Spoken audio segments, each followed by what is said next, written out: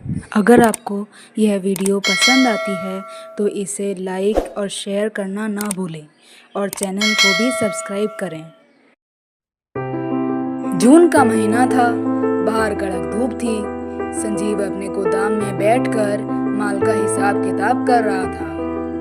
हिसाब किताब करते करते वो सोच में डूब गया। वो सोचने लगा कि एक दिन उसका बहुत बड़ा गोदाम होगा, वो बहुत अमीर आदमी बन जाएगा। नौकर चाकर, गाड़ी, बंगला सब कुछ उसके पास होगा।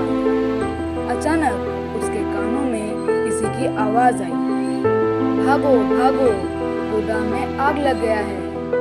इससे पहले संजीव कुछ समझ पाता, गोदाम में काम कर रहे मजदूर भागते हुए बाहर निकले।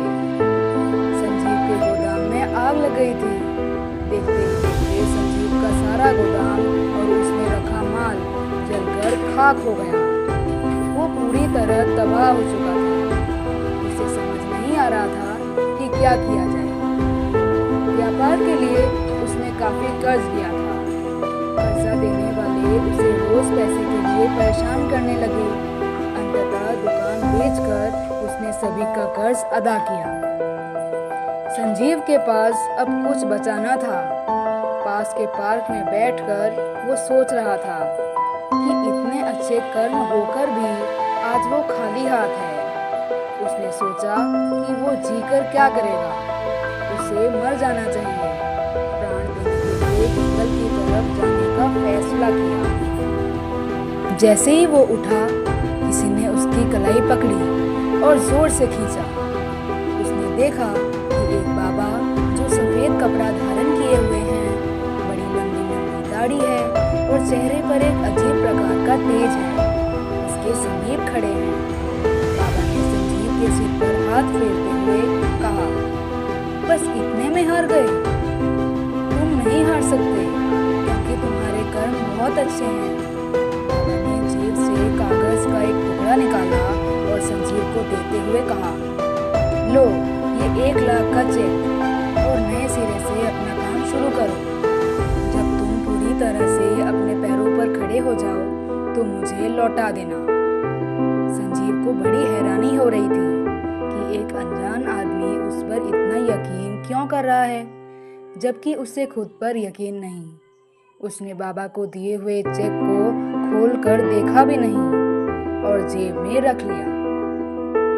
उसने निर्णय किया कि पहले वो खुद मेहनत करेगा और बहुत ज़रूरत पड़ी तो ही इस चेक का इस्तेमाल करेगा। उसने कुछ पैसे उधार लेकर दोबारा से काम शुरू किया। देखते ही देखते संजीव का काम चल गया। वो पहले से ज़्यादा अमीर बन गया। उसकी कई दुकानें खुल गई। उसकी मेहनत ने रंग दिखा दिया। वो अथाह धन संपदा का मालिक बन गया। ठीक 1 साल बाद संजीव उस चेक को लेकर दोबारा वहीं पहुंचा जहां वो बाबा से अंतिम बार मिला था।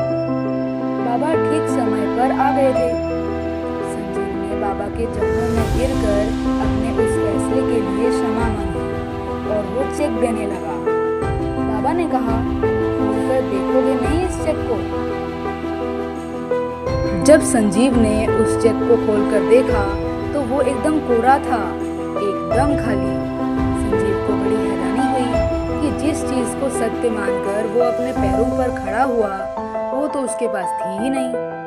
एक झूठे दिलासे जो खाली चेक के रूप में बाबा ने उसे दिया, उसने संजीव को कहां से कहां पहुंचा दिया।